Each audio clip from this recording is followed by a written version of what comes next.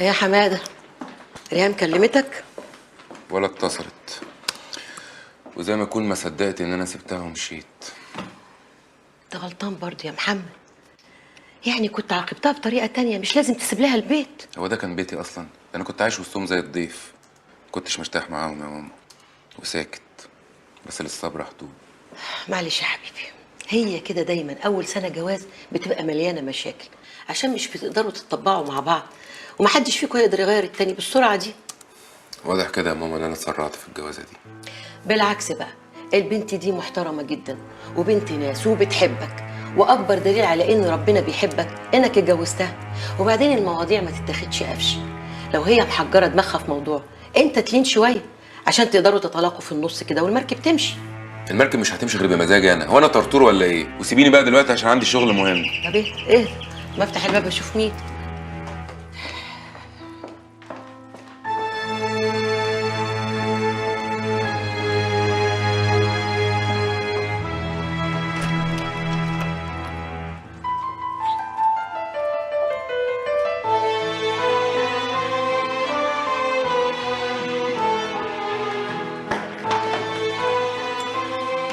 محمد،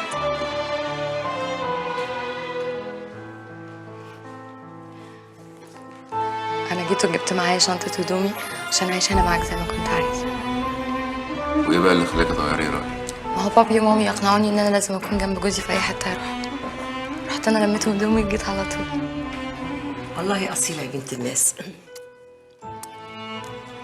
جيت ازاي؟ بابي ومامي وصلوني ومشيوا. اوضتك فوق على اليمين.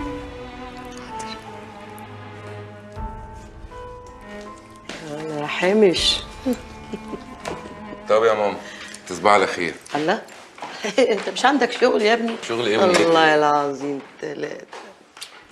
يلا ربنا يكرمك يا ابني.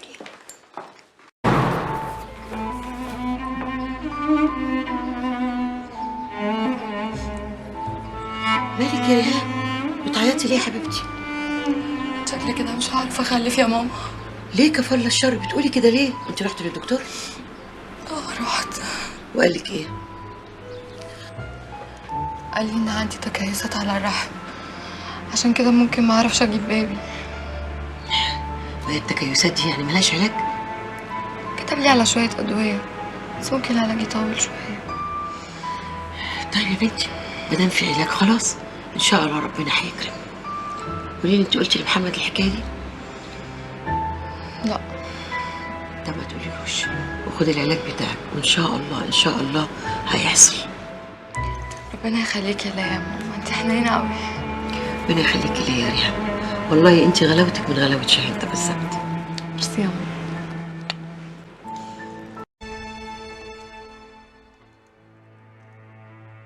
محمد، كان في موضوع كده انا عرفته وكنت عايزه اقولك عليه. موضوع ايه؟ ان احنا يعني بقالنا شويه متجوزين ولسه يعني ما جبناش بيبي وكده. كنت لسه بفكر في الموضوع ده، ما تيجي نروح لدكتور.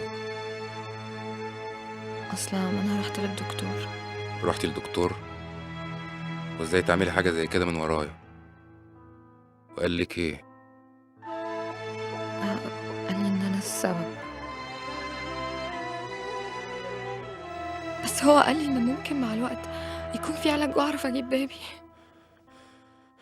والعلاج ده هيطول؟ معرفش يا محمد، دي حاجه بتاعت ربنا. مالك يا محمد فهمت كده ليه؟ يعني انا ممكن اتحرم من يكون لي طفل؟ اتحرم من يكون اب؟ هو ده كل اللي همك يا محمد؟ امال هيهمني ايه تاني؟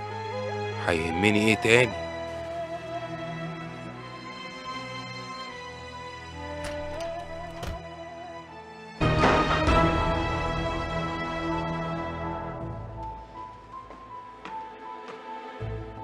انت قاعده كده ليه؟ مستنياك. خير.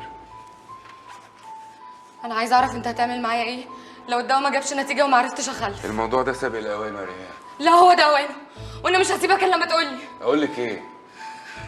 هتعمل معايا ايه لو طلعت ما بخلفش؟ معرفش، بس اللي اعرفه ان انا من حقي يكون لي ابن زي بقيه خلق الله. يعني ايه يا محمد؟ لو انا طلعت ما بخلفش تروح تتجوز عليا؟ قلت لك الكلام ده سابق الاوان. وانا مش هستنى ما يجي اوانه. يعني ايه؟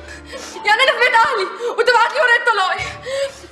انت اتجننتي ولا ايه؟ سيبني يا محمد بقى. يا ريهام في 60 ده. ريهام اوعى كده. ريهام يا ريهام استنى هنا. انت ايه اللي عملته ده؟ كسرت بخاطر البنت بدل ما تطبطب عليها في موضوع اساسا هي مالها ذنب فيه. وانا ذنبي ايه؟ وانا مش من حقي كل ابن يا ماما زي بقيه خلق الله؟ خلي بالك يا محمد، انت مش شايف غير نفسك وبس، وبتغلط في كل الناس اللي بيحبوك. هم اللي خذلوني، هم اللي طلعوا زباله، كلهم زباله. ولا انت عايزين افضل احسس عليهم وافضل اطبطب عليهم ومحدش يراعي مشاعري؟ هم اللي غلط يا ماما، هم اللي غلط مش انا. انا مش عارف ايه اللي بيجرالي ده يا ماما. لكل فعل رد فعل، واكيد اللي بيحصل لك ده نتيجه افعالك. انا مش غلطان في حاجه، والله العظيم 3 انا مش غلطان في حاجه. كل اللي بيحصل حواليا ده خارج عن ارادتي. وجرحك لمراتك ودوسك على جرحها ده خارج عن ارادتك برضو يا محمد. انا اتصدمت لما عرفت انها ما بتخلفش. كان نفسي اكون اب قوي. انتوا ليه مستكترين عليا ان انا ازعل؟ ليه دايما انا اللي لازم اصالح واتاسف؟ وحسام، مش حسام هو اللي غلط، مش هو اللي هد كل المعاني الحلوه اللي كنت شايلها له جوايا. طول عمرك بتنصفي هو، طول عمرك بتبرري له غلط، دايما كنت بتيجي عليا. ودلوقتي لما حد يغلط ليه مش عاوزيني اعاتبه او ازعل منه على الاقل؟ عاتب وازعل زي ما انت عاوز، مادام انت على حق، بس بلاش تدوس على جروح الناس. بلاش تقول للأعور انت اعور في عينه عشان ما تجرحوش اكتر ما هو مجروح. ما اعرفش يا ماما، ما اعرفش اكون بوشين. مش انتوا اللي علمتوني كده، مش انتوا يا حسام اللي علمتوني اقول الحق. انا زعلان قوي يا ماما، زعلان عليا وعليكي وعلى اللي حصل لنا.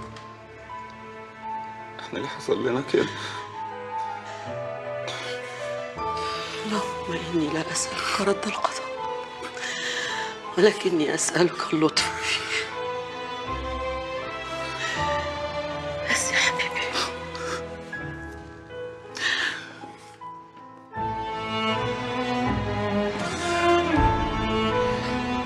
هي دي ريهام بنتي اللي امنتك عليها يا محمد؟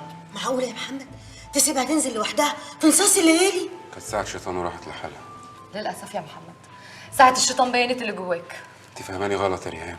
لا انا كنت فاهماك غلط، بس دلوقتي فهمتك صح. انت اناني وما بتحبش الا نفسك. ما تظلمنيش اكتر من كده، انت مش فاهمه اللي انا فيه. وانت ليه ما فهمتش اللي انا فيه؟ وبدل ما تقف جنبي دوست عليا اكتر.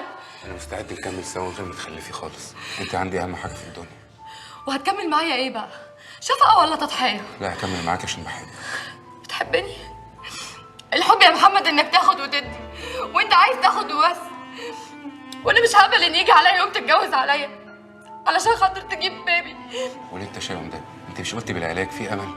ياه، تصدق ان انا كنت مستنيه اسمع منك الكلمتين دول لما جيت حكيت لك. ساعتها لو كنت قلتهم كنت هفضل مخدوعه فيك، انما دلوقتي خلاص احساسي بالامان معاك راح ومش هيرجع تاني. ولو سمحت بقى طلقني. طب ندي بعض فرصه تانية، كل واحد يقعد مع نفسه يفكر ونشوف القرار اللي هنوصل له. انا قراري خدته ومش هرجع فيه. واضح طبعا انها مش عايزه تعيش معاك، ويا ريت زي ما دخلنا بالمعروف نخرج بالمعروف. اديني فرصه تانية يا ريهام. فرصة تانية؟ احنا ادينا لك اكتر من فرصة يا محمد، وقفنا جنبك في اصعب الظروف اللي مريت بيها، وجددنا فيك الثقة اكتر من مرة، لكن للاسف ثقتنا دي ما كانتش في محلها. انا اتمسكت بيك ووقفت قصاد اقرب الناس ليا عشان ابقى جنبك في وقت انت كنت فيه ضعيف، لكن انت مع اول لحظه ضعف واجهتني عاتبتني عليها ومشيت وسبتني. انا بحبك. ما بقاش ليه لازمه الكلام، ويا ريت تنفذ بقى اللي طلبته منك. لازم تفهم ان انا لما وافقت ان انا اجوزك بنتي انا كنت فاكر ان ده في سعادتها، لكن تحزنها وتبيتها كل يوم بدموعها يبقى ليتك احسن يا حضرة الضابط. واذا رفضت انك تطلقها انا هيبقى لي شغل تاني معاك.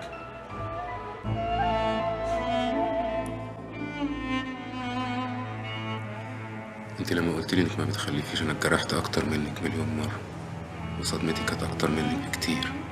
عارفه ليه؟ عشان كان نفسي اوي اخلف طفل منك. يمكن ده اللي خلاني اتعصب ساعتها واخرج عن شعوري. انت طالق يا ريهام.